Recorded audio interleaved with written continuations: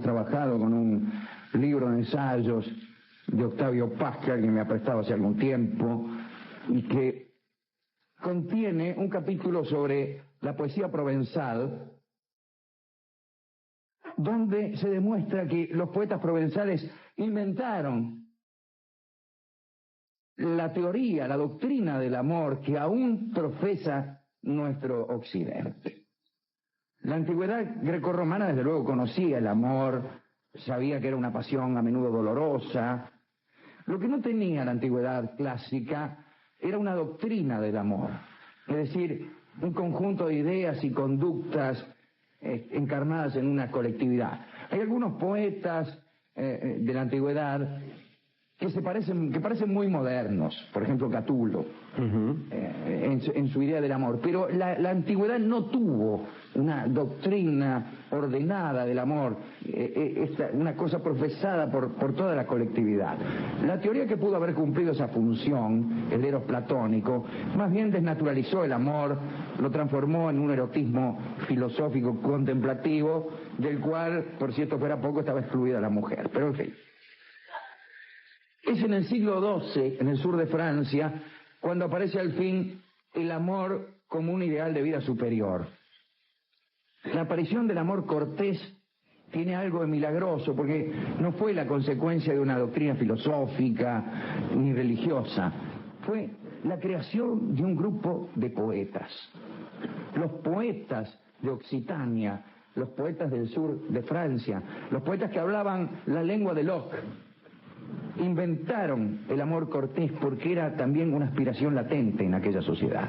Nombraremos algunos de ellos, hemos hablado de algunos de ellos, de Guillermo IX, duque de Aquitania, de Geoffrey Rodel, pobrecito, hablamos de él hará cosa de un mes y pico, Pierre de Ronsard, Marc Abreu, la condesa de Día, Arnaud Daniel. Hemos hablado de Leonor de Aquitania, que tenía aquella corte del amor, donde había trovadores y cortesanos, donde se había inventado toda una especie de corpus legislativo, en donde se condenaba a los que eran malos enamorados. De todo eso hemos hablado. El término amor cortés refleja en principio la distinción medieval que había entre corte y villa, los cortesanos y los villanos, lo aristocrático, por así decirlo, y lo plebeyo. El amor cortés vendría a ser un sentimiento elevado, y el amor villano vendría a ser solo copulación y procreación. Los poetas no usaban este término amor cortés, lo llamaban fin amor, un amor purificado, refinado, que iba más allá del placer y la reproducción. Y en menos de 2 siglos, estos poetas crearon un código del amor todavía vigente hoy en muchos de sus aspectos. Y además nos legaron la forma lírica básica de Occidente. 3 características de estos poemas que empezaron a escribirse allá por el siglo XII al sur de Francia. Estaban escritos en lengua vulgar, no estaban escritos en latín, como solía ocurrir en la Edad Media. Según Dante, era porque los poetas necesitaban que las mujeres los entendieran, y las mujeres normalmente no hablaban latín, entonces escribían en lengua vulgar. Esto lo dice Dante, que un rato después escribió él mismo en lengua vulgar. La segunda característica es que el tema es siempre el amor. Y la tercera es que son poemas para ser oídos, no para ser leídos. Y mejor todavía, para ser oídos con música. Es una característica central de estos poemas. Varias circunstancias históricas hicieron posible el nacimiento de esta clase de poesía y de todo lo que lo rodeaba, y todas las costumbres amorosas que rodeaban esta poesía. Primero, la existencia en aquella región de algunos señoríos relativamente independientes, más o menos ricos, donde había realmente una corte de macanudos que tenían tiempo para perder. Cierta prosperidad, cierta actividad comercial, una economía urbana incipiente. Después, el contacto con el mundo oriental, gracias a las cruzadas, particularmente con los árabes, y ya vamos a hablar de los árabes. Y después, una cosa que a mí me parece decisiva: el amor cortés sería inexplicable sin la evolución de la condición femenina.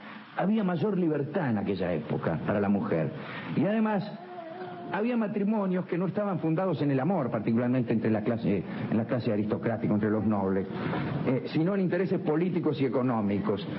Si vos sumás eso, libertad de la mujer, matrimonios que no están fundados en el amor y ausencias prolongadas del marido que se iba por ahí a guerrear, lo que viene es una infidelidad bastante frecuente. ¿Entendés? Y separación de la idea del amor de la idea del matrimonio.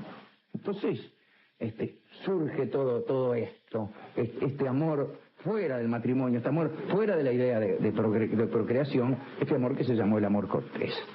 Como ejemplo de mujer libre de aquellos años, la recién citada Leonor de Aquitania, que además, no lo hemos dicho, fue mujer de dos reyes, el rey de Francia y el rey de Inglaterra. Fue madre de dos reyes también, de Ricardo Corazón de León y de Juan Sin Tierra. Y era nieta de Guillermo IX de Aquitania, y ella misma era trovadora. No solo se hacía escribir poemas por los giles, sino que ella misma escribía poemas. La historia del amor, insisto en esto, es inseparable de la historia de la libertad de la mujer. Si no hay libertad, no hay amor. Esto de los tipos que tenían, de los reyes que tenían su harén, con 200 minas ahí, eso no era el amor, eso era el erotismo. La pasamos fenómeno, pero la mina estaba encerrada en una pieza y si salía la surtía. Así que, ¿qué me venís con el amor? Así cualquiera. Bueno, en cuanto a los árabes, digamos que ciertas influencias, más allá del harén, que es lo contrario, que tuvieron los árabes sobre los poetas, fueron artísticas. Hay ciertas formas poéticas árabes que fueron tomadas por los poetas provenzales, pero más que recursos técnicos, habría que hablar de préstamos relacionados con la costumbre. Por ejemplo, la inversión de la posición tradicional entre el amante y su dama. En la sociedad feudal, el vínculo central era el del señor y el vasallo, y el hombre tenía siempre una superioridad sobre la mujer. Sin embargo, cuando nace el amor cortés, nace esta idea de que el tipo, el amante, se declara esclavo de su señora. Y los mismos emires árabes le llamaban a sus amadas Saidí, mi señor, o Maulanga, mi dueño. Es como una inversión de los sexos.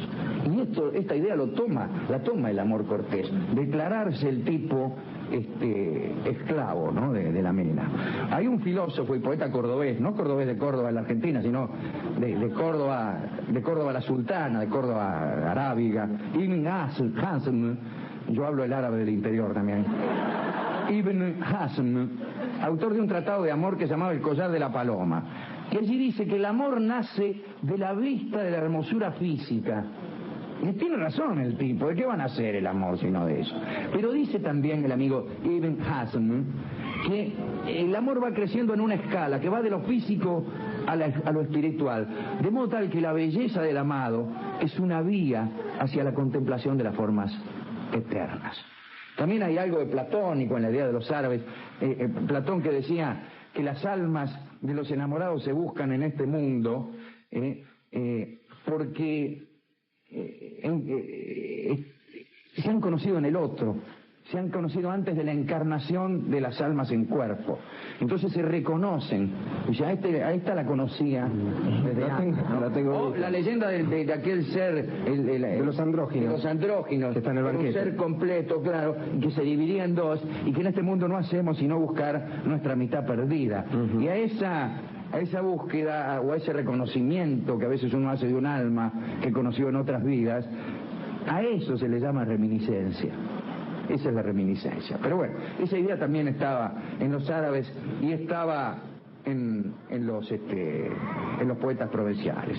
Culto a la belleza física, escalas del amor, elogio de la castidad, pero no la castidad como en la iglesia, cuyo premio estaba en otro mundo. La castidad como forma de purificación del deseo, no como un fin en sí misma.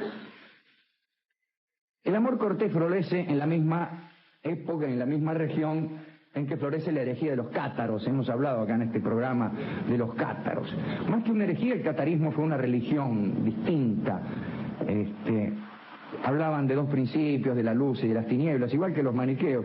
Pero ellos decían que habían dos creaciones, que había una creación divina Pero había una creación satánica, y lo que había creado Satán era ni más ni menos que este mundo en que vivimos, todos los que estamos aquí, esta mosca que pasa desde hoy, que no hay manera de liquidarla, era para los cátaros una creación de Satán. Creían también en la transmigración de las almas, creían que la materia en sí misma era mala, eran vegetarianos y predicaban la castidad. Ninguna de estas creencias tiene afinidad con el amor cortés de los poetas provenzales. Fíjese que el cátaro condenaba al amor porque ataba el alma a la materia, ¿no? Y el primer mandamiento del amor cortés era justamente el amor a un cuerpo hermoso. Sin embargo, muchos de los grandes señores que protegían a los trovadores tenían simpatía por los cátaros, pero tenían simpatía porque vivían cerca.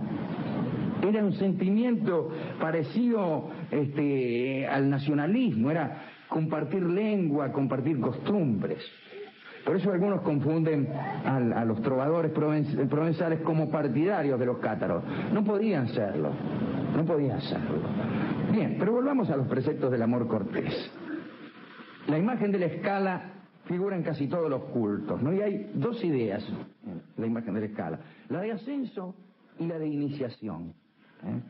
Por la primera, el amor es como una elevación, un cambio de estado. Los amantes, al menos por un momento, se transportan a otro mundo. Y por lo segundo, conocen una realidad oscura. Y después, otra cosa que es muy divertida que tenía el amor cortés, era el servicio del amante. Al igual que el vasallo sirve a su señor, el amante servía a su amada. Y el servicio tenía varias etapas. Primero, contemplación del rostro y el cuerpo de la amada. Muy bien, ya está. Segundo, intercambio de signos, de entrevistas, notitas, cartitas, poesías, etc.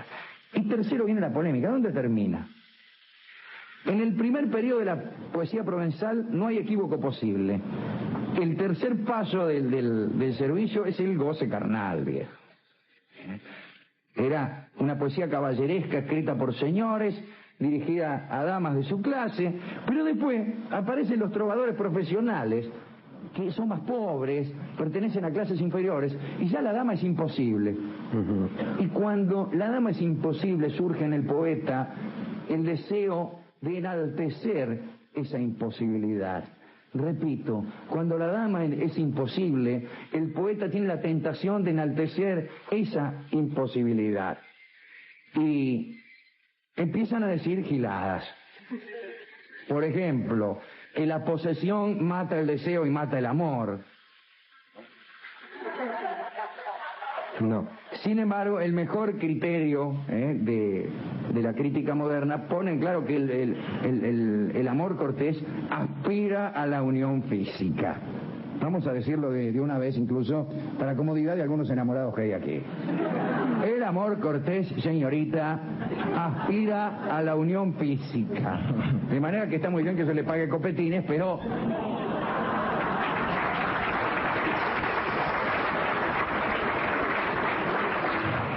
Fíjense que hay un género poético dentro de la poesía provenzal, que es el género llamado alba, que supone ya consumado el amor, porque son versos que se escriben al alba para una persona que ha amanecido con nosotros. Si ha amanecido con nosotros, seguro que no se ha quedado viendo películas por HBO. La idea de que el amor es una invención implica también que es una prueba. Antes de la consumación física había una etapa intermedia que se llamaba asaí, o prueba de amor. Contemplaba también varios pasos. Primero, asistir al levantarse o acostarse de la dama, contemplarla desnuda, y en fin, penetrar en el lecho con ella y entregarse a caricias sin llegar a la consumación. Esa era como una prueba de continencia, como una prueba de superioridad espiritual, pero como una dilación, de ningún modo como una evitación. Naturalmente la Iglesia romana condenó el amor cortés, ante todo por la actitud frente al matrimonio, que para la Iglesia es un sacramento, y para los seguidores del amor cortés un yugo injusto que esclavizaba a la mujer. La Iglesia tampoco podía aprobar los ritos de la poesía amorosa, condenaba la unión carnal aún dentro del matrimonio si es que no se proponía la procreación. El amor cortés no solo era indiferente a la procreación, sino que sus ritos exaltaban el placer físico ostensiblemente desviado de la procreación. Bien, los del amor cortés habían inventado un término, la joie, que era la más alta recompensa del amor. No era el simple gozo, la joie, sino un estado de felicidad indefinible. Tal vez el goce de la posesión carnal refinado por la espera y la mesura. El amor cortés no era un desorden, sino una estética de los sentidos. Pero todo termina. El fin del amor cortés coincide con el fin de la civilización provenzal, de aquella nación que se llamó Occitania, que estaba al sur del Loire, que hablaba otro idioma, que no era el francés. Con el cuento este de los cátaros, el rey francés Luis VIII, en complicidad con el Papa Inocencio III, proclamó la cruzada contra los cátaros, contra los albigenses, que llamaban ellos, y acabó con toda Occitania. Pero acabó de un modo crudelísimo. Ahí está Simón de Montfort, que decía, mátenlos a todos, porque decían, ¿cómo sabremos quiénes son cátaros y quiénes no? Dice, mátenlos a todos y que Dios elija. Pues los últimos poetas provenzales se dispersaron, algunos se refugiaron en Cataluña, otros en Sicilia, otros en el norte de Italia, pero antes de morir la poesía provenzal fecundó al resto de Europa. Ahí están Dante y Petrarca, que no me dejan mentir, ¿no? Después de todo, Dante estaba enamorado de una mujer casada, y Petrarca también, ¿no? Beatriz y Laura eran casadas. El legado provenzal fue inmenso y doble, formas poéticas por un lado e ideas sobre el amor. Hoy la lengua esta de Locke la habla apenas un pequeño grupo, pero la tradición que fundó esta poesía no desapareció. La historia del amor cortés es la historia de nuestra literatura y la historia de nuestra sensibilidad amorosa. El amor, queridos muchachos, comienza con la admiración ante una persona, lo sigue el entusiasmo y culmina con la pasión que nos lleva a la dicha o al desastre. El amor es una prueba que a todos, a los felices y a los desgraciados, nos ennoblece. Yo quiero dedicar entonces esta pequeña historia de los poetas provenzales y de su invención de esta idea del amor, que yo creo que es la que algunos tenemos todavía. A Octavio Paz primero, gracias a cuyo libro hemos trabajado, a quien me lo ha prestado, a los que todavía creen en la persona humana, digo, en aquella entidad formada por un cuerpo, pero también formada por un alma, sea lo que fuere esta, y a los que creen que justamente este enaltecimiento de la persona, el respeto por la persona, es el fundamento de los sistemas políticos más nobles que ha engendrado el mundo. Y que justamente cuando empieza a no respetarse la idea de la persona, es cuando aparecen los regímenes totalitarios y tiránicos. Quiero decir que la idea del amor está vinculada a la idea de las libertades políticas. No hay amor si no hay libertad. No hay amor si no existe la persona humana como cuerpo, como alma, como proveedora de sus propias decisiones. Por eso, creo que la defensa del amor no es solo una defensa individualista y romántica. ¿Con qué podemos ilustrar esto? Me permitiré, ya que hoy nos despedimos de este público de Montevideo y que nos despedimos también de nuestro público de Argentina y Radio Continental por un rato, ilustrar esta charla que yo he hecho con mucha devoción, diría, con Los que amas no mueres jamás, que es un número de la opereta, es cuando dialogan los dos enamorados y la muerte. El enamorado ha conseguido trabajosamente la llave que abre todos los corazones y se la da como prueba de amor este es un dato del amor cortés ciertamente, como servicio a su enamorada. La enamorada rechaza la llave diciendo que la llave es inútil. Una llave que abre todos los corazones es la contradicción del amor, porque el amor surge sin pedir recompensa, sin llaves que abran nada. Esa llave tan solo se le da, dice, a quien no la necesita. El amor sucede. Y después hay una pequeña discusión entre los enamorados y la muerte. Baglietto, Juliacenco, un coro infernal de parroquianos, y este humilde y no siempre afortunado amador son los que van a cantar para ustedes la ilustración de esta charla sobre el amor provenzal, sobre la poesía provenzal y sobre el amor que nosotros aspiramos en el fondo de nuestros corazones. Adelante, por favor.